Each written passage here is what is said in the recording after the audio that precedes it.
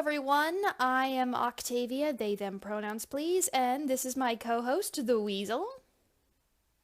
Exit light, We're off to enter night. we're off to Never Never Land. Yes, Okay, now Megadeth was better anyway. before we get pinned for copyright claims, hello everyone. Welcome to the Comic Book Club podcast, the podcast where we talk about comic books. Today we have Sandman Overture, the prequel volume thing, sort of, to the Neil Gaiman Sandman series. Uh, today we will be looking at it and discussing it in detail.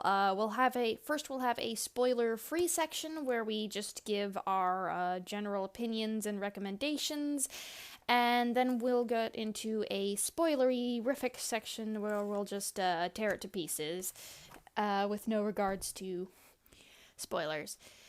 Anyways, so, that being said, let's get things started. I have waited a long time to do this. I pretty much wanted to do this ever since we started the podcast. Alright, we're gonna start with the spoiler-free section. Alright, a quick summary. The Sandman is a dark fantasy adventure story written by Neil Gaiman. The original is a 10-volume series, and I've made a supplement video, so go and watch that if you want a review recommendation for that. By the time I post this podcast episode, the supplement video should be up and posted for at least a week. Overture is a prequel to this series, but I originally thought that you should be able to enjoy this as a one-shot, but the Weasel has told me that you probably need context for everything, because I have read the entire 10-volume series, and as well as other things, and the Weasel, this is his only Sandman story that he's read. The basic premise... It's hold on, let me finish the summary. The basic premise is... Yeah, go for it. Sorry about that. No, it's fine. The basic premises is that the main character, Dream, who is the personification of dreams, both the sense of wishes and what we experience when we sleep, has to protect and take care of the world in the dreaming. In this instance, or in this volume, basically a star has gone mad, and because of that, it's destroying the entire universe, and it's Dream's fault that the star has gone mad, so he's going to go and try and fix that and save the whole universe. And that's about it. Alright, I'll let you say your thing now. All right. So the irony of this episode of the podcast is, while with pretty much every single other comic we've done, I had at least some knowledge of what was happening before it, or at least some knowledge of the characters within it. I went into this book completely blind, not knowing who the Sandman was, not knowing like what his role in whatever world he's in was, and you kind of need a lot of that context in order to understand what's going on. And I mean, I tend to find that's the case with most comics. Like with most comic books, if you don't have any context, it's hard to understand what's happening. But with this one in particular, I think mostly because it takes place in such a surreal world, and because a lot of even the art, especially the artwork, is very like surrealist in nature. Mm-hmm. If you're new to the series, I think it's hard to understand what's going on. Like, I understood the basic premise, but I feel like I still don't understand who most of the characters were, or what their role was. And the ending especially was very confusing for me. Oh, yeah. We'll talk about that well, actually, I think we can talk about it here. Basically, the way it ends leads into the original series. Like, this entire, like, the opening premise of the original series is that this cult was trying to capture death so that they can become immortal. However, they were bad magicians, so instead they captured Dream, and they held him for 70 years as prisoner, and then he gets out, and he has to go off and find his stuff that they stole from him, as well as repair his realm and do a bunch of other stuff. Again, I talk about that more in my supplement video, but basically, the way this ends, it ends with him being imprisoned, and this is supposed to be the explanation as to why he was so weak that, a bunch of stupid idiot magicians were able to capture this ancient, powerful primordial being. I still cannot say primordial. Yeah. I will also say right now that the art in this book is not reflective of the art in the rest of the series. This was made, like, relatively recently. I think only a couple of years ago. Let me try and... where's the copyright? The copyright, I think I see it on the back here. Hold up. Yeah. But this is, point being, this was made within the past few years, and, so the technology for artwork is pretty good right now. However, the original 10-volume series was made in the 90s, where technology sucked, and also, since this was this was essentially an anniversary celebration, they actually put a lot more effort into the artwork than they usually do for the rest of the work. And so the rest of the comic is drawn more traditionally. It's not nearly as surreal. It can get very stylistic at times, but keep in mind that this artwork is a lot higher quality than the main series. And if the artwork here is too surreal, don't worry about that in the main series, because it's pretty by the numbers in the series in terms of, like, panel layout and how they draw things. But anyways, did you find the copyright? Oh, I didn't find the copyright. I think it said 2016 on my copy. It's right the third page on it. Looks like it says Okay, so yeah.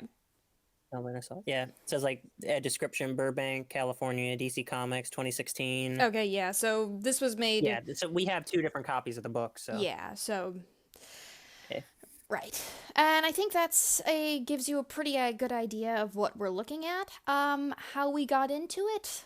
Long story short, I wanted to talk about Neil Gaiman's work because, to be honest, he's kind of overrated. He's not bad, but he's kind of one of those authors where I'm going a little off script here. Where the quality in his work fluctuates greatly. Like, with his children's books, they're actually pretty consistently good, with only, like, a few glaring issues here and there. But with his adults book, it's pretty much the luck of the draw. The Sandman series as a whole probably reflects this best, because the original 10-volume set has some of the best stories I've ever read, but it also has some of the worst stories I've ever read. Like, to the point of, how did you not get fired? And yet there are also stories that are like, oh my god, this is a hidden gem. I'm so glad I read this. I would have paid double for it. So I wanted to talk about that, but reading the entire 10-volume set would be, well, number one, expensive. The entire 10-volume set would be like $200, and it'd also be a lot. Basically, you can't practically talk about 10 volumes in a podcast like this without doing multiple episodes, and I don't think we wanted to do that. So, yeah. And this volume, I think, does a good job of... It gives me enough to talk about with Neil Gaiman's strengths and weaknesses, and I think I should be able to talk about everything I want just from this one volume. Right. And yeah, the Weasel pretty much knew nothing about this, so he got into it just from me suggesting this for the podcast. All right. Yeah, I've heard of Neil Gaiman. Yes. I've never read any of his works. I've heard of him. I know a couple quotes. I know that he worked for DC Comics. Oh, I tried to find that masturbation quote you gave me. I could not find it. I don't think... Yeah, I saw that in like a meme somewhere, so I don't know. Okay, it might have been something made up or just, a meme. Yeah, I never really cared to look deeper into it, Okay. but I yeah. tried looking it up, though, and I was like, because after you were done, I was like, that sounds a little too clever for him. He's not that smart. And I don't care how many of his fans I piss off by saying that. He is not nearly as clever as you think he is. All right, so we're attacking an entire fan base in this episode. This is gonna be fun. Oh, no, we're attacking a beloved author. I got my armor ready. I got my Spartan shield. No, I'm not particularly worried about his fans because I'm pretty sure, from what I understand, most of, like, I haven't interacted with a lot of them, but from what I have seen of them, they're actually pretty nice. And a lot of them are kind of on the older side, so they're, like, a little bit more mellow. All right, so we're not gonna get like mopped or whatever with this video. No. No. All right. Well, you know what fan base will mob us? The Last of Us 2 was trash. I don't watch. Prepare yourselves, men. Winter is coming. Yeah, I don't watch that stuff, so I cannot vouch one way or another. Video game. Yeah. But anyways, so spoiler-free summary and recommendation. I'm pretty sure we summarized this. Recommendation. I'll let you go first, because since you have no context, I think you might be better at actually... I'll let you go first with this. All right. Well, there are two ways I would recommend this. There's like two caveats that two qualifications you need to meet if I'm going to recommend this book to you. One, you're already familiar with the Sandman character, or you're already a fan of Neil Gaiman's work, in which case I think you'll get a lot out of this story. It's an interesting story if you understand what's going on. Yeah. And the other caveat is if you are really, really, really high, Oh yeah. you'll love it. Yeah. Because you won't be able to follow what's going on anyway, and I'm pretty sure the colors are gonna pop out more. Yeah. Yeah, personally, this is probably the most competently made Sandman series. So if you have read the Sandman series and you liked it, you will definitely love this. It might not be the most enjoyable or even the most creative, because it has a pretty standard comic book story of, oh, we gotta go save the world. But it's, as I said, it's the most competently made. I think the most enjoyable one would be Volume 7, Brief Lives. I think that's probably the most enjoyable Sandman book.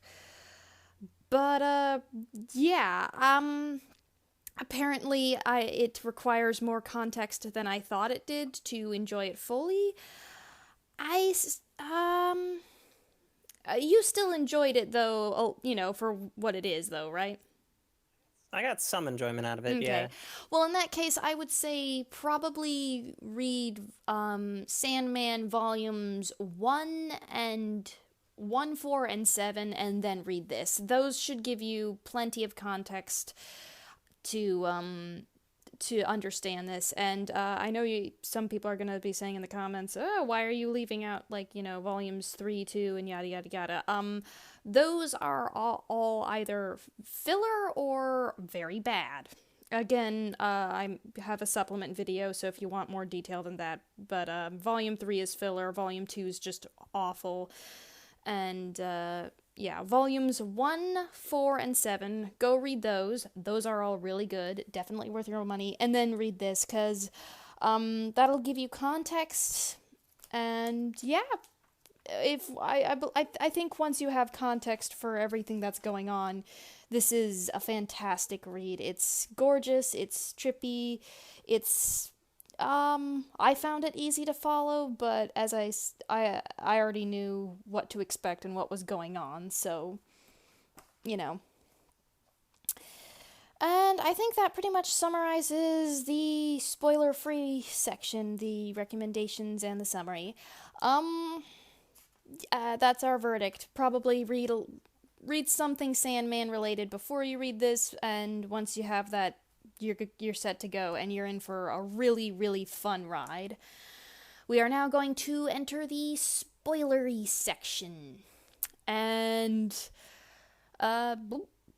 first up, things we liked. And Here's something we can both agree on. The art here is gorgeous. Yeah, this is definitely some of the best artwork I think I've seen in a comic book. Yeah, I Yeah. can't say for sure, but if I had to guess, I would say that they had more than a month in between to actually do all this. Either that or it's some very talented guy who can draw pretty fast. Yeah. Yeah, there's actually both of us have actually in the back of our section a like little sections where the artist talks about how he did the art and like the steps of it. They're very bare bones and basic, but whatever. It's like that's not really how you do it, but okay. Well, or you're leaving out like 500 different little steps of how you do each different little thing, but you know, Yeah. that's the Well, I mean, it's just meant to be like notes, not an instruction yeah, manual. we're not here for art school and stuff like Yeah. that. Otherwise, we would be here forever. But yeah, the one thing I will complain about is that sometimes the way the panels are arranged, and you and I, this was I, yeah. yeah, we actually said this in the things we don't like, but we'll talk about it now. Is that sometimes the way the panels are arranged, it's very hard to tell how you're actually supposed to read them. And even when I get, like, even in the sometimes where it makes sense, like at one point Delirium shows up and she is the literal personification of insanity. Like, I get that maybe thematically it makes sense for the comic to be hard to read, but it's like, no, that is not a good thing. Even if it makes sense thematically, the comic should still be relatively easy to read. And I'm looking at her page right now, and it's just I've read this like 3 or 4 times and I'm still not sure which order it goes in. Yeah. Yeah, it's very like a narratively, I think that the way it's structured narratively with the art, it's hard to understand, but I don't think that doesn't take away from the art itself. I think the fact that the art is so surreal and is so detailed takes away from the narrative structure in terms of like how the story is conveyed. Yeah. That's why I describe it in the notes as like felt like an acid trip or something. If you like, it's good to look at. Yeah. You could get a lot out of it. You just like sit in a well lit room, blast some Jimi Hendrix. You'll have a good time. But I feel like if you're trying to get like a story out of it, it's the art doesn't help with that. But Yeah. This is nonetheless, it is. yeah, this is actually kind of a it wasn't a problem with panel order, it was more so a problem with just the way the characters were drawn. In the original series, a lot of the times the art was good, but it felt inappropriate for a comic. Like, there were a lot of the times where things were drawn intentionally ugly, and it just did not. It's like, no. This actually, it pulled me out of the story, and it's like, no, that's hideous. Specifically, Dream's helmet. His dick-nosed squid helmet, or you said it looked like a mosquito. He's the Mosquito Man. Yeah. I actually feel like if he wore that helmet more, it would look even cooler. But I don't know. He just kind of looks like a vampire. No, it's ugly. I hate it. I hate that helmet.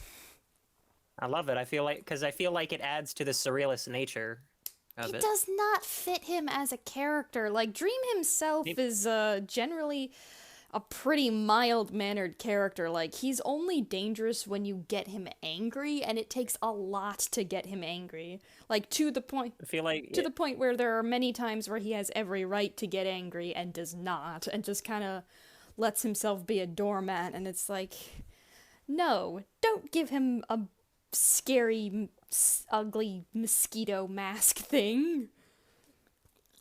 Well, I mean, the mask makes him look cool. Like, you ever see The Mandalorian? Yeah. He never takes off his helmet, and that it's like a mystery factor. Yeah, but there's none of Yeah. that here. We know pretty much from the get-go what Dream looks like. And the helmet, it's called his helm, his mask of pure dream. He supposedly carved it from the bones of a dead god, and it's like, well, it must have been a very ugly god. It's like, you couldn't have made something better. It doesn't even... So he carved that helmet from a god that died. Yeah, it was actually, it's actually in this, how he did it is actually, the story he tells to the little girl, to Hope, of, how when he was imprisoned in his own home, and then he busted out, he killed one of the gods who'd imprisoned him, and crafted his helm out of that. Out of the skull and the spine. That's that long trunk-looking thing, and then the actual helm is supposed to be a skull. And it's like, that does not sound like him at all. Like, no, like, oh, I'm wearing the bones of my enemies. It's like, what the frick? If I killed somebody and I carved a helm out of their bones, I'd never take that thing off. I'm gonna be honest here. You're just making it sound cooler. It looks hideous, and it doesn't suit him at all. He's very... Well, I mean, it's probably gonna strike fear into the next god that imprisons him. No, it doesn't. He was... I think, like, if you saw that helmet, like, if you were, like, sleeping in bed one night, and all of a sudden you woke up and that helmet was staring at you, you're telling me you wouldn't be scared? Well, I would, but that's what I'm saying, is that Dream's not a scary character. I don't know, man. I mean, yeah, the idea of him as, like, a powerful primordial is scary, but he's basically a paper tiger. Or a sleeping dragon, or whatever you want to call it. That I might be getting my metaphors confused. But it takes a lot for him to become any kind of threat. All right, we've been talking way too... We might have to agree to disagree on it all. Yeah, we've been talking too long about his ugly helmet. I think we will just have to agree to disagree. Yeah. All right. It's badass. Mm. Right, I will say one more thing. It looks top-heavy, so it would actually be very easy to push him over, and that trunk thingy, that spine, you could easily just grab it, yank him forward, and either stab him with a knife or just let him fall to the ground, and it would be very easy to actually... The point being, the helmet doesn't protect him. In fact, it actually makes him more vulnerable, so it's completely impractical. All right, but that's the last thing we will say about it. Otherwise, we're going to be talking about it for another hour. All right, so next point. Dream is a very well-written character, and he is probably one of my new favorites of all time. I think Dream is one of those characters where we finally find a nice balance, for the most part, when it's written well. It finds a nice balance between edgy but not going overboard. And the main reason I like Dream is just because he's a character who's pretty much been abused throughout his whole life. Like, not just his imprisonment. His family is horrible to him, and most of the castle staff are, like, completely dismissive of any time he complains. Like, hey, what do you care? Like, they will literally just call it, like, him being in a mood, or, like, having a little hissy fit, like he's just being sour, and it's like, no, this is actually serious, please take it seriously. But my point is that he's a very abused character, but rather than actually use this as an excuse to be a terrible person, especially considering how much power he actually has, he's actively trying to be a good person. He's one of those few characters where people will call him out for being a jackass, and then he'll be like, oh, you're right, I'm gonna go fix that. And, yeah. And that's honestly just kind of very inspirational. It's very inspirational to just watch characters try and be good for the sake of being good. Because, again, with how much power he has, he could very easily just be a terrible person, and nobody could really hold him accountable for it.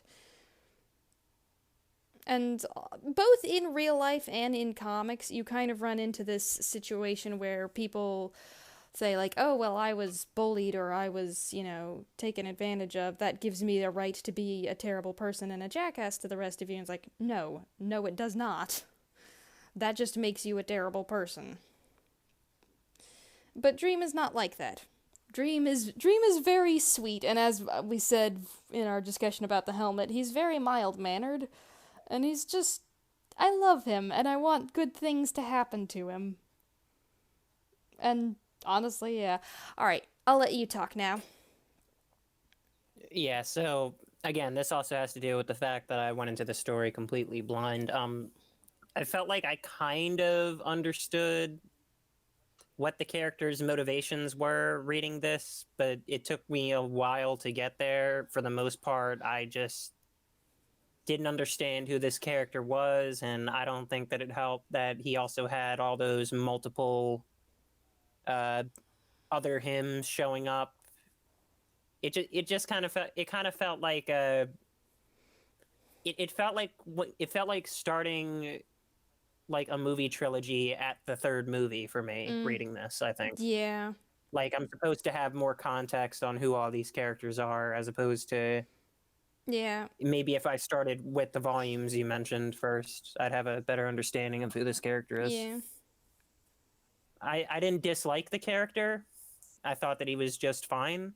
Mm-hmm. And, I kind of related to him by the end, but Yeah. as for this issue or this comic alone, like it was kind of hard to really relate to the character. Yeah. For me at least. Yeah.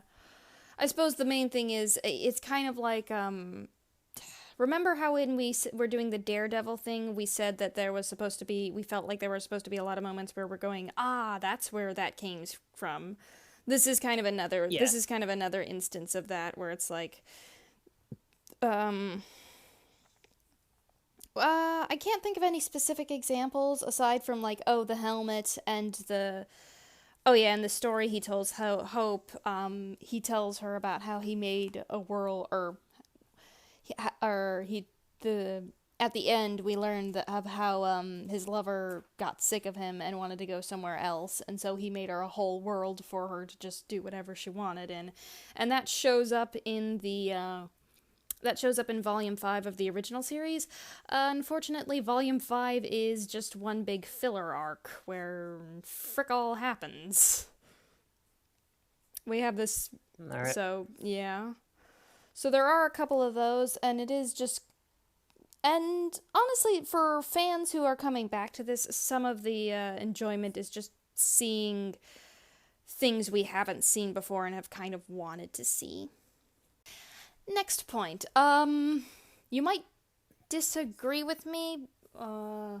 Actually, it looks like you do disagree with me in the notes, but I thought the story was very straightforward. So, and the reason that's a good thing, I know a lot of people these days are like, oh, we want complex storytelling, and it's like, no, shut up. No, you don't. Complex storytelling often ends up being very boring. Nobody actually wants complex storytelling. They just want to feel smart. Yeah. And honestly, like, there's a difference between being complex and convoluted. And a lot of the times when people say this is a complex story, it's like, no, it's convoluted. It is complex merely for the sake of being complex. And the complexity doesn't really actually add anything to the story. If anything, it detracts from it. Because here's the thing. The entire thing that a story hinges upon is its characters. If you don't care about what's happening to the characters, you don't really care about the story at all. There's nothing to invest you in. And oftentimes, the more complex a story, the more it focuses on the plot rather than the characters, and so it actually, that's why they become more boring. But here, it's a pretty simple story. We gotta go save the universe and do all this shit. And that means we get to spend more time with Dream, which is always the case with the good. Like, volumes 1, 4, and 7, those are always cases where it's very straightforward. Like, volume 1 is a fetch quest. I gotta go get my lost items. Volume 4 is just him trying to make a very tough decision. And volume 7 is he and his sister going on an adventure to find their long-lost relative. All of those are pretty straightforward storylines. It's we have to do this one thing. And that means that we actually get to spend more time with them and, we get to connect with them. And that's how it was here. Here there's a lot more time devoted to just them, just kind of them sitting around and talking, like Dream telling the story of, to the little girl, Dream talking to a lot of other people, Dream talking to Delirium, and that's what I signed up for. That's what we're here for. I don't want all that stupid nonsense with like, oh, we have to. I can't even remember. Volume 2 of Sandman was awful, and it's because like we had like 5 different plots going on at once. And it's like, by the time we actually wrapped them all up, it's like, really? That was it? That was a whole lot of work for a whole lot of nothing. But here, it's kind of, very little work for a whole lot of payoff. I don't know, what do you think? In terms of the narrative, Mm-hmm. it does seem like a simple narrative. I think the problem is that the way it's written and like all the other like fan service stuff that they have in it, all like the little mini side stories that are peppered through it, Fans? it kind of like muddies it. That's what made it confusing. Like when you're talking about the him telling the story about the girlfriend that he built like the world for, Yeah. that felt like it took away from the main story. I don't know. I will say Like, that didn't add anything to the plot, but I will say that probably yeah, does add something to the character because well, number one, he's telling this other character about he's opening up to another character and telling her about his life and what he's been through. It's a nice little bonding moment. And also there's like I wouldn't call that fan service. Fan service is kind of when you do something that, when you make a little nod to the fandom or when you do something that the fandom wants purely because they want it. I mean, the smarter writers will at the very least, have it so that the fan service does not distract from the main story, and I don't think it does. I think because yeah, even if it doesn't add to the plot, it does add to the character, and it does actually give us context for like at the end of the story where it's revealed that the cat he's been traveling with was his sibling Desire and not himself. It makes sense. That little story would explain why Desire had to disguise themselves. It's like, oh, you're a fucking asshole. You are a horrible, horrible person. And so you actively have to manipulate, like, Dream needs help.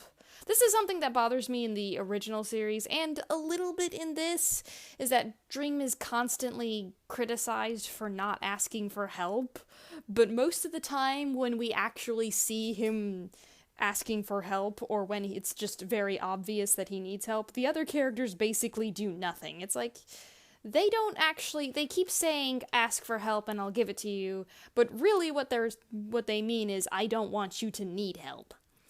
Especially with Death, like in the first volume, she yells at him and publicly shames him for, for everything that's happened, and she's like, oh, why didn't you ask for my help? And he's like, oh, I didn't want to worry you, and it's like, yeah, that right there's a dead giveaway that, if he was too upset, or if he was too worried that she would be upset with him over something, for needing help, that's a red flag. That is a toxic relationship right there. And, as we can see, the little story he tells the girl, that is a story where his sibling Desire took it, he asked Desire for help, and he sort of got it, but he got it in, like, the most backhanded way where it fixed the immediate problem, but it caused more problems, and it was just very, very sadistic and just awful. It was a horrible thing to do.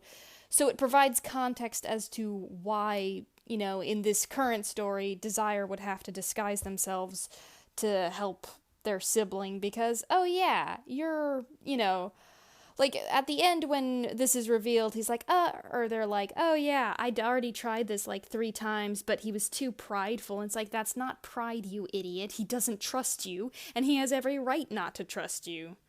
It's like if Batman had to trust the Riddler to help him solve some kind of mystery. It's like, yeah, Of You'd be surprised how often that happens, actually. Yeah, no, I know Batman does have to team up with his villains, but like he still doesn't trust them, and he has every right not to trust them, and that's pretty much what's That's happening fair. here. But anyways, so yeah. All right. All right. You ready to move on to the next point, or have we said everything?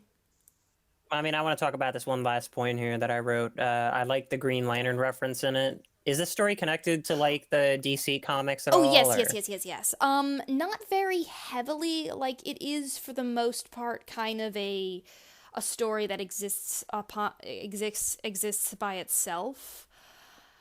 But yeah, like in the first volume, Dream actually does have to go to the Justice League to help them find his Dream Stone. And we actually do meet a version of Dr. Destiny, who is like a reoccurring DC villain. So it is part of the DC, superhero universe. However, they very rarely talk about Dream. It's kind of one of those things where it's like they only bring it in every now and again. All right. Yeah. Yeah, that was all I wanted to know, was if it was connected to that. Yeah. Because I also noticed that in some of the panels, some of the characters are dressed vaguely like DC superheroes. Mm-hmm. Yeah, like one's dressed up like Superman early on. Oh yeah. I don't think I might not have noticed that, but I will take your word for it. Eh. But yeah. I think the only other 2 points we have is the narration, which, yeah, I'll just bring that up real quick. The narration is really, really good. It's mostly told first person from Dream's perspective, and this is why I liked the volumes I mentioned earlier, because they do this as well. Dream's a very private and like stone-faced character, but on the inside he's very emotional and he's very chaotic. He's just kind of learned to keep that to himself because a lot of the times whenever he tells his family or like the people he lives with, oh yeah, I'm upset, they pretty much just tell him, don't be upset. So he's basically been conditioned to try and not feel anything. And because of that, the fact that we actually do get those personal internal thoughts, that's really crucial to it, and that's what a lot of the volumes I hate were lacking, is that they didn't have that first person narration. But the volumes I love have that. They let us into his head, per se. Do you want to add anything to that before we move on to the final point? Not really. I think you pretty much covered. Okay. I think I pretty much said everything I liked about it. Okay. Yeah. The last thing we have under things we liked is, I feel I kind of talked about this earlier, but I'm going to talk about it again here, and that is I feel like this is the reason I say this is the most competently written is because I feel like it finally actually understands Dream's character a lot more than the others did.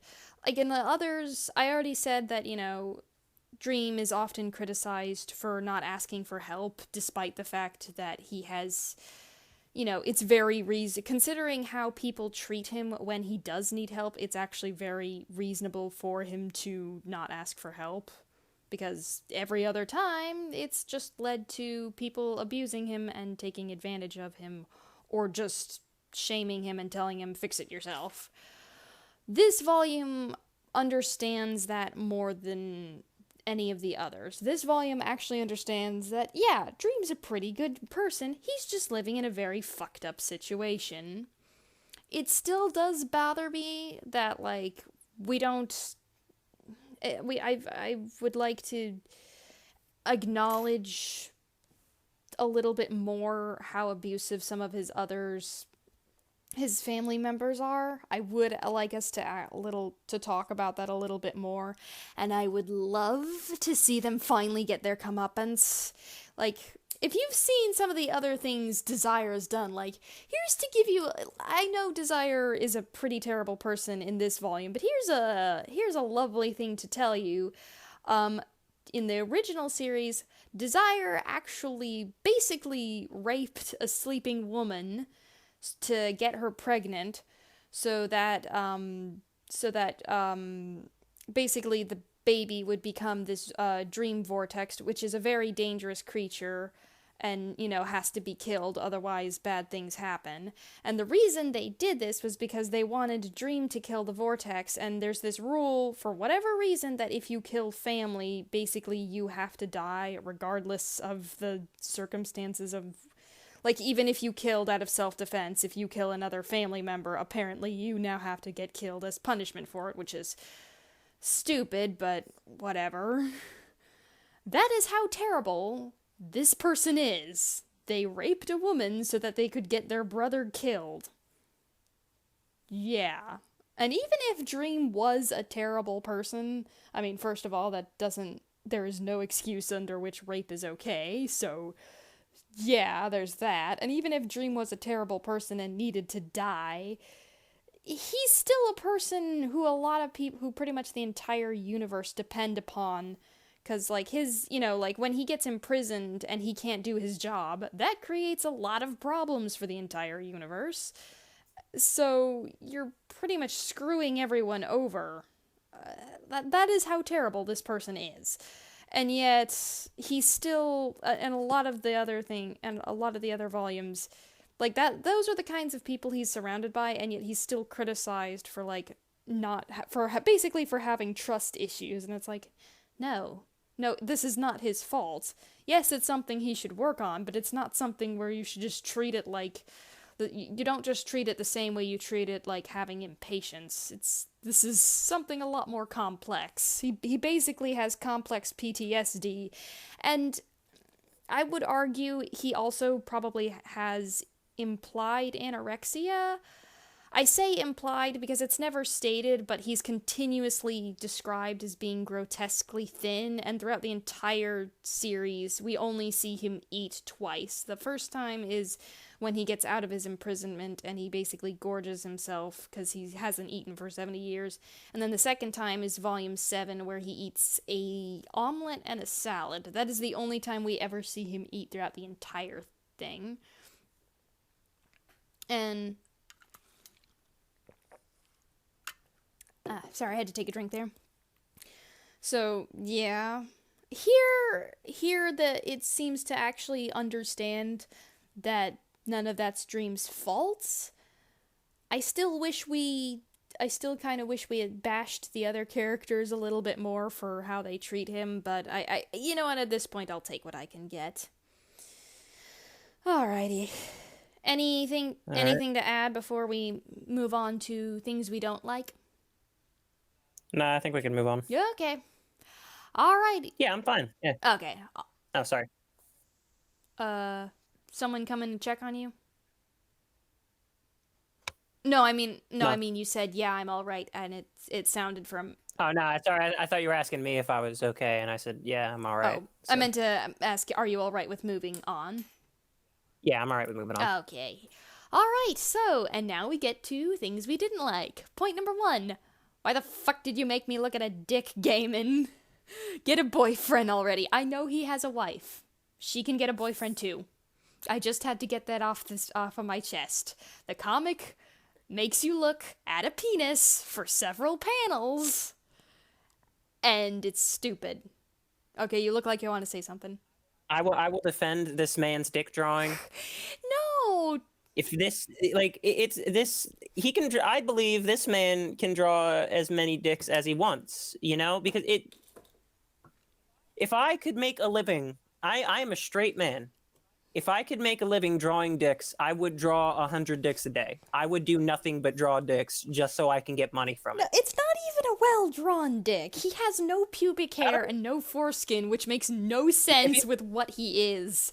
That bothers me. What do you mean? Whoa, what do you think? All dicks have foreskin? No, I know that, but he no, we don't have our foreskin because we surgically remove it when we're babies. He wasn't even technically a baby. He just kind of... Well, I mean, it's kind of weird, but he did not he existed long before all of those social conventions did. And also, it's said that everybody sees him differently. Like, everyone sees him essentially how they expect to see him. There are things that, stay consistent, like he's always dressed in black or, at the very least, dark clothes. He's always got long long, black, messy hair. But no. It's like, no. Also, I hate the fact that he doesn't have any pubic hair. Like, not at all. Like, that bothers me. I know it Oh, hold up. shouldn't, but it Now does. hold up, because I definitely saw pubic hair in here. Hold up. No, it doesn't. No, I'm telling you, I definitely saw No, it. I'm looking. I'm looking for the thing right now because I specifically remember looking at it Oh, and I'm like, oh, okay, why'd they draw pubic hair? Yeah, here it is. It's okay, I see it now. Yeah, you're right. there's no page number here, but yeah. And you know what? Good for him. Yeah. Good for him. Good for Neil Gaiman. I still do He not can like the draw. fact that they made me look at a dick. It is not even a well-drawn dick. It's like You know what? it's If I like got the it, if I artist. got It's like the artist like knew he had to draw it, but it's like didn't want to draw it, and so like put in as little detail as possible. And it's like, why did you draw it in the first place?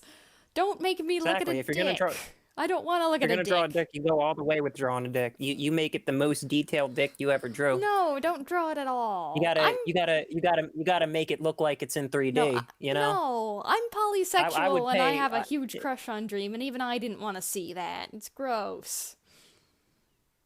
I'm No I will offense to defend this anyone. man's right. No offense to anyone who has a dick, but I do not want to see that unless we are about to have sexy times. And there's a lot of I will hoops you're gonna have to jump through before we have sexy times. I do not want to look at a dick while I'm in my fantasy comic. Personally, I don't even know why you're shocked about the fact that there's a dick in this book. It says gay man right on the cover. No fair, you stole my joke. I'm just saying. I know, I was making those jokes before we started recording. And like that is not fair. I think that it's just like the most obvious observation, but No, actually, you want to the funniest thing is his first name is Neil. So if you just shouted it across a room, yeah, it would just sound like a command to a homosexual. Neil it would sound like Gaiman. General Dodd was in the room. Yeah. Neil gay man. We definitely made this joke in an episode before. I think we made it in the last episode. Yeah. Actually, Neil before Dodd. Actually, no. His wife, her name's Amanda Palmer, which sounds even worse because if you say it slowly, it sounds like a man to palm her. Well, you know what? What better man to palm her than a gay man? There you go. Oh god, this is gonna get taken down. We're gonna get in trouble for all the dirty jokes. I'm not here to get monetized. I'm just here to have a good time. Same. Dang it. Same. I still find watch YouTube mark this video as made for kids. No, I don't mark these as made for kids, but I don't mark them as like, adult either. I think they automatically mark them now, though. Really? Yeah, because I remember seeing this one video of it was like one of those Caillou at 22 years old videos, and those videos are like very obviously not made for kids, but because YouTube's algorithm detected the word Caillou in it, it was automatically marked as for kids, despite literally being about Caillou trying to have sex with a woman. Oh dear. Oh no. Yeah, that just sounds like that no. It's misleading because the channel definitely wouldn't mark it as for kids. It's not like some Spider-Man versus Elsa thing. Yeah, no, I like when I make ours, I always double check that and make sure to mark it properly, but yeah, that does not seem like a good thing at all. Oof. Oh dear. Yeah. But yeah, okay, if we're done making dick jokes and making fun of people's unfortunate names. Yes. Yeah. Yeah. Maybe Neil's middle name is before. Yeah. I don't know. Does he have a... I don't know. I just had to get one more in there. It would be, it'd be awful if, like, he did that thing where he took his wife's last name as his middle name, so it would be Neil Palmer Gaiman. That'd be terrible. Or maybe Gay Man Palmer. God, no, that'd be terrible. God. This is the great thing about being trans, is that you get to choose your own name and you don't have to stick with the stupid one your parents got you. Oh, God. Mm. Mm. All right. All right, now let's move on before we make more jokes about Neil Gaiman's sexual preferences, even though he probably wants to fuck the devil. Because he has two in Good Omens and in Sandman Volume 9 / Volume 1. There's a redheaded demon boy who's like super duper sexy, and it's like, Neil, do you have a thing for this? You know what I just realized? I just realized who Sandman reminds me of in this, his art style. Yeah? You know who Voltaire is? No. Like Ariello Voltaire, like the music, the musical artist. No, I do not. Yeah, you just look up a picture of him, or look up any of his album covers.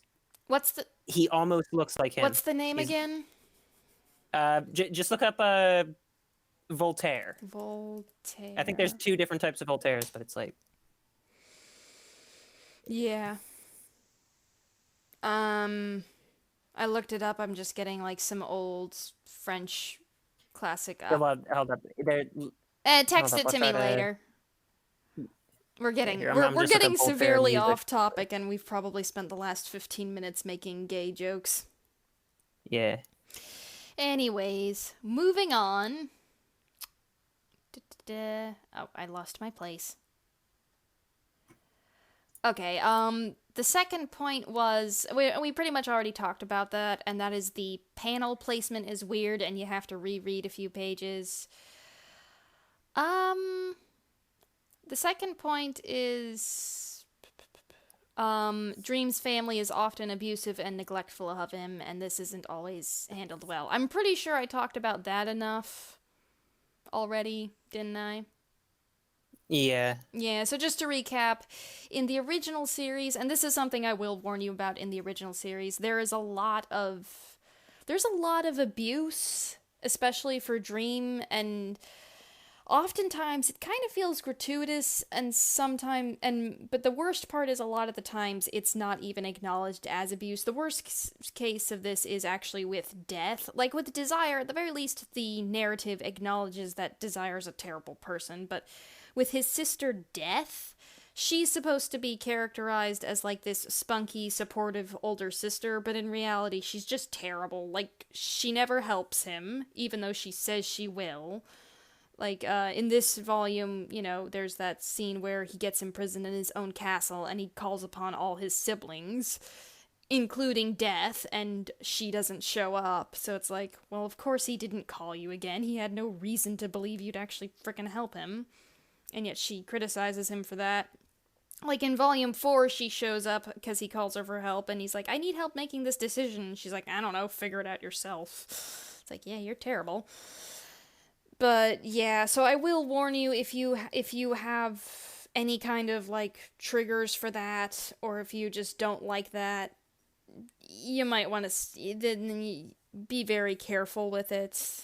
It doesn't show up too much in volumes 1, 7, and 4, except for in The Sound of Her Wings, which is easily the worst case of it, where Death just outright publicly shames and humiliates him and gaslights him. It's like, she asks him what's wrong, and he basically says he's depressed after all the traumatic events that he's been through, and that he doesn't feel like going back to work because now he feels like he has no purpose. And she basically just yells at him and says, oh, how dare you be depressed? Go back to work, you stupid bitch. And I'm like, she's awful. She's just awful. And nobody seems to talk about it, which is the worst part, because it kind of implies that nobody actually recognizes this as abuse. And part of me kind of wonders if his own sister was like this, and if Neil Gaiman's own sister growing up, because I know he has a sister, and part of me kind of wonders if she's as much of a cunt as Death is, if you'd pardon my language, because you don't just, that is not something that just happens. Like, there has to be some kind of reference, even if it was just he read a book where this was a normal thing and grew up thinking it was normal. This had to come from somewhere, and I hate it. But anyways, yeah. Well, she sounds like a nice person, anyway. Yeah. And, yeah, like, pretty much, like, none of the abusers in his family or otherwise are ever punished for their behavior, which I hate, but yeah, I think, yeah, at the very least here it's acknowledged, like, his mother is a terrible person who treats him like a possession. She's basically the Mother Gothel of this world, and at the very least that is acknowledged as being a toxic mother-son relationship, so at this point I'll take what I can get. Alright, so if you don't have anything else to say, that wraps it up for things we didn't like. Hold up. Yeah, I was gonna say, like, because, and this just goes back to the fact that I had no experience, like, with who this character was or who every other character was, but it just felt like most of his siblings and, like, his parents kind of popped up out of nowhere, and I had to take a while to be like, all right, who's this person? Yeah. Oh, I will say his parents actually are. This is the first time we ever see his parents, and as far as I'm aware, it's the only time we ever see his parents, which is testament to how neglectful they are. Yeah. Like, 'Cause I just, his youngest sister Delirium is like mentally ill. I don't know what I'd diagnose her with. I'd have to look some stuff up before I diagnosed her with anything. But she's mentally ill, and she is a child. She is basically perpetually a child, and yet there's, like, continuously no one watching her. Like, thankfully, by the end of the original series, she basically has, like, a familiar who, you know, can help her with these things, but it's still kind of like, what the hell is going on? Why are you letting this mentally ill child just wander around by herself? This is kind of disturbing. But anyways, yeah. So, yeah, his other siblings do have shown up before this, but his mother and father, this is the first and only time we meet them. As far as I'm aware. It's definitely the first time. all right. Yeah. So now Yeah, we're that's all just I had to say about that. Yeah, so now we're all just on to things worth mentioning, and this is kind of mostly just mostly just kind of nitpicks or stuff I wanted to see.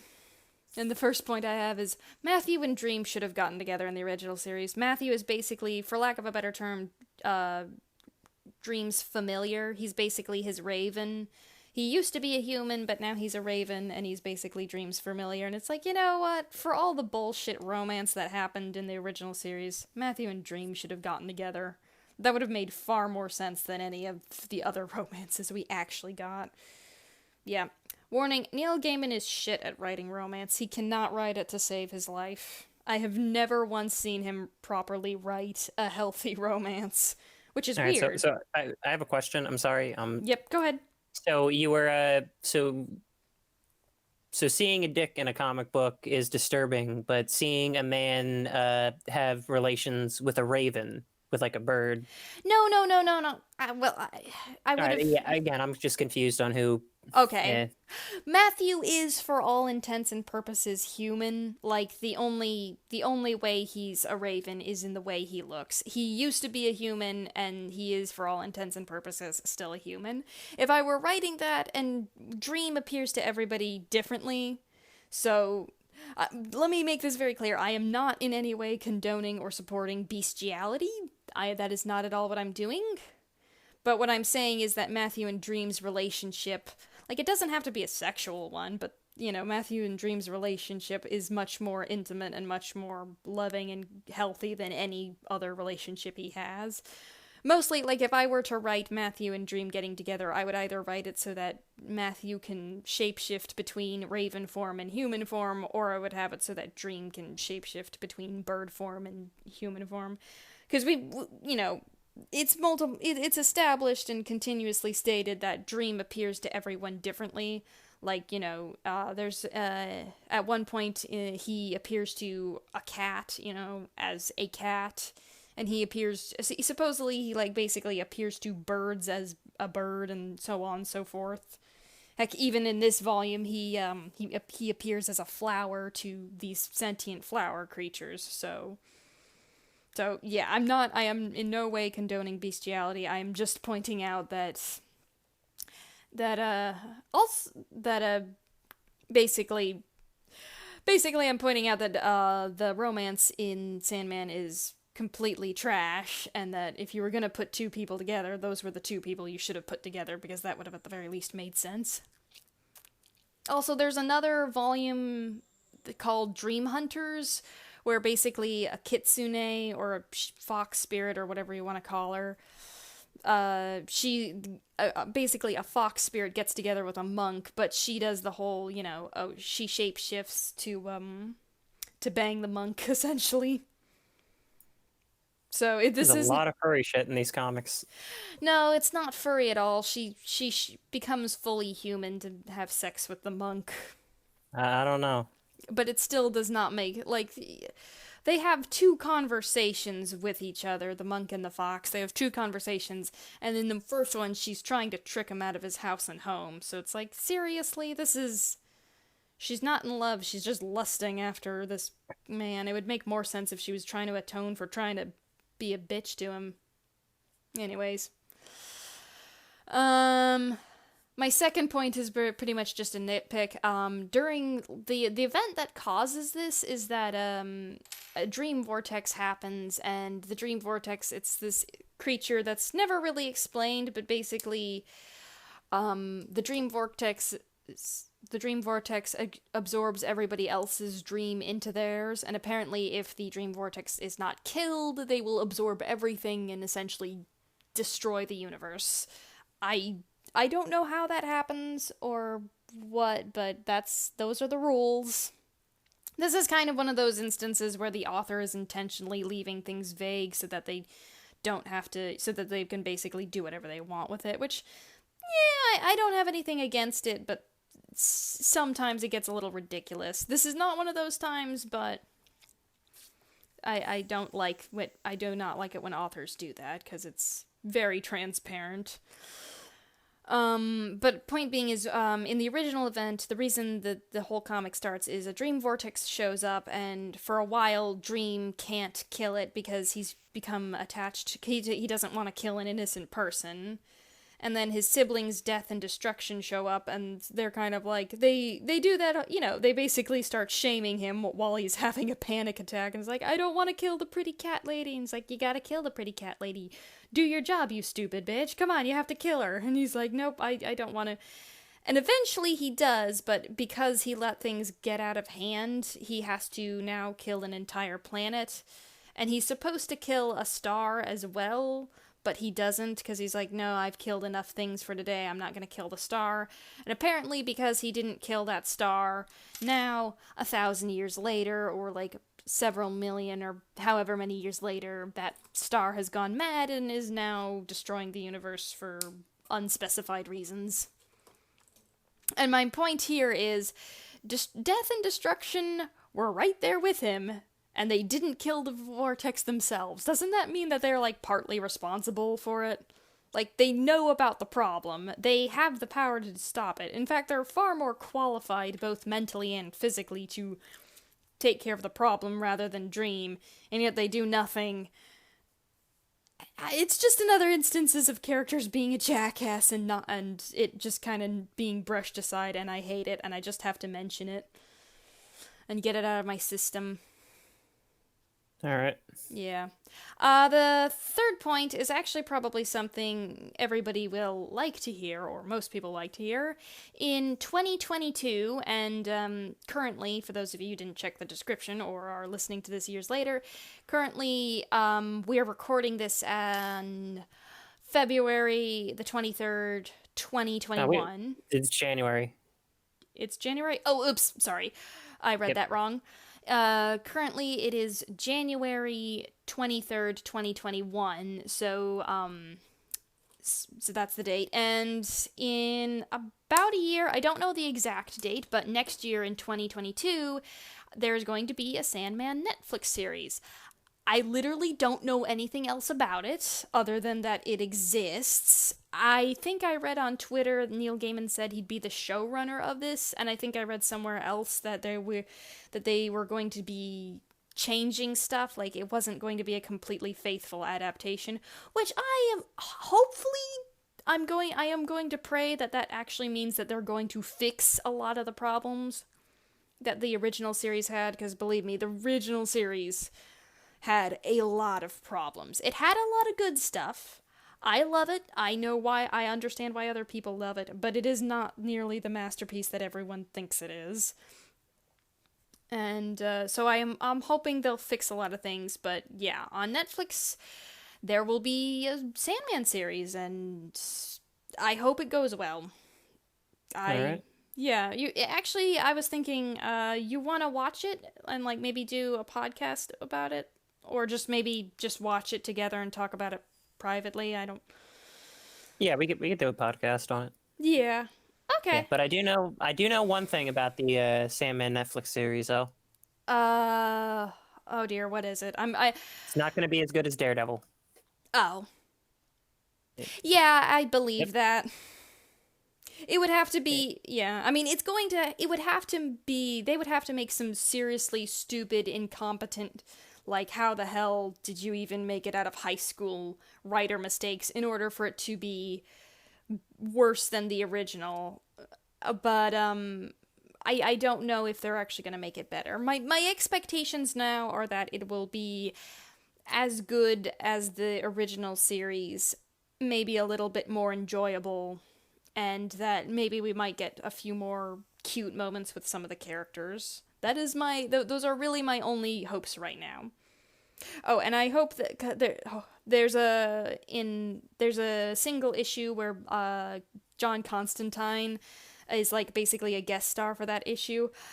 I Ah, hope two things. I hope they're just tiny little things, and they're one of those things where it doesn't really matter if it happens or not. But John Constantine is canonically bisexual. I just want to see him flirt with Morpheus and see what happens.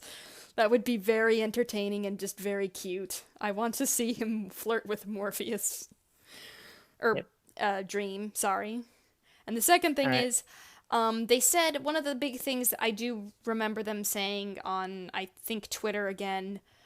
I am not going to double check. I am actively trying my best not to look up stuff because I don't want. It's not about spoilers, it's more so about expectations. I do not want to read all this stuff that's going to get my hopes up. I find it easier to warrant my expectations when I just go into stuff blind. But like, but like if people keep telling me, "Oh, it's going to be great. They have this really good writer, they have this really good thing, they're making these decisions." I feel like it just hypes me up, sets me up for disappointment because then I start to develop unrealistic expectations. So I have been purposely avoiding information about this, but oh dear. Oh yeah, they said it was that it was going to take place relatively close to modern day. Like they were going to add it's going to take place in the 2010s, essentially, the late 2010s. So then the one thing I was hoping for in respects to John Constantine is he's always portrayed as like being in his late 20s, early 30s, and yet also somehow he's a teenager in the 70s, which consistently bothers me. I hate that. I hate that they do that. It's like, no, age him up properly. And what I was about to say is, and I think that would actually help with that, what you just mentioned. Mm-hmm. If they're gonna put John Constantine in this show, It would they just gotta be, have it would they just gotta be have Keanu Reeves plan. Keanu Reeves. They gotta have Keanu Reeves reprise his role as John Constantine because he played him in No, the movie. Yes, it would be perfect, no. What I'm saying especially is with what. they have it first But off. They have a Constantine TV show, which so they're probably going to use that actor. And second of all, I should say again, he only guest starred in a single issue, so translate to that to a TV show. He'd probably only be there for one episode and then well, be yeah, off. But no, I do not want Keanu Reeves. I don't know his name, but I want the voice actor who plays him in the DCAU movies. He is a very good voice actor, and he has a really good fitting role, or a voice that really fits the role. So if we're gonna get anyone, get that guy yeah. But I whose mean, name like, I do not know. if you have Keanu Reeves, it would be perfect though with what you were talking about. Like, picture it: No, Neo, Neo flirting with Morpheus. no. Like, if you've ever seen The Matrix, that would be amazing. No, I have not seen The Matrix, and Oh my god, The Matrix we need to is... stop calling him Morpheus because that's a dumb name. That's actually one of my points later, and that is, Dream should be Hypnos, not Morpheus. In Greek mythology, Morpheus is the god of dreams, but he should be Hypnos because this Morpheus, or this Dream, is a sibling to Death, and his mother is Nyx. In Greek mythology, Hypnos is the son of Nyx and is the sibling to Death. So it makes a lot more sense. I know it's a nitpick. I know it shouldn't bother me, but it does. It should be Hypnos, not Morpheus, and I refuse to call him Morpheus. I'm going to call him Dream. But, yeah. I'm gonna call him Morpheus from now on. Don't! It's a stupid name. It doesn't even sound as good as... Like, Hypnos actually has proper hymns after him. I can't remember if Morpheus does. But Hypnos is far more powerful, too. Hypnos is the god of sleep. Morpheus is the god of dreams, and Hypnos is far more powerful. The other reason it doesn't make sense is because Dream in the comics, he rules over a lot of things. Like, he doesn't just rule dreams, he also rules nightmares, and I'm pretty sure, they never bring it up, but I'm pretty sure he would also rule daydreams. Well, in Greek mythology, there are 3 dream deities, and Morpheus is only the god of, like, truthful dreams. Together, they're called the Oniri. But, yeah. It does not... It should be Hypnos, it should not be Morpheus. And I'm saying that right now.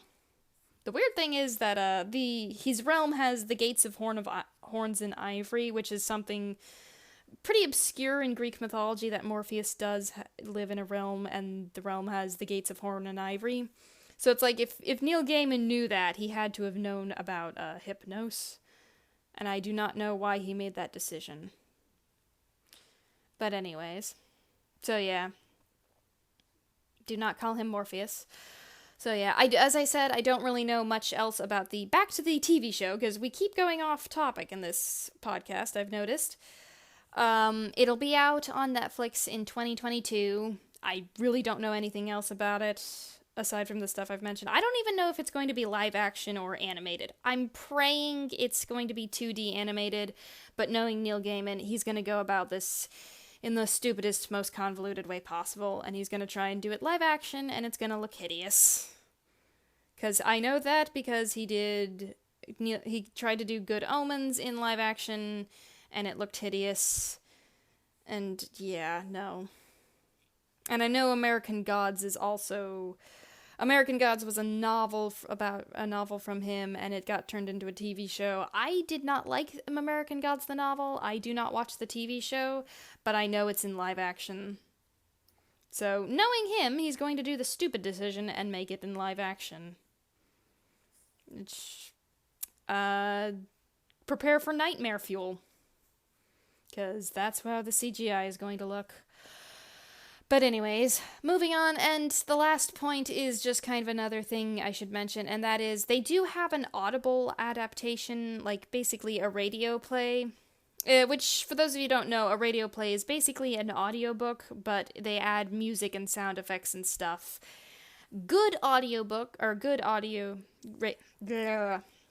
I cannot speak today.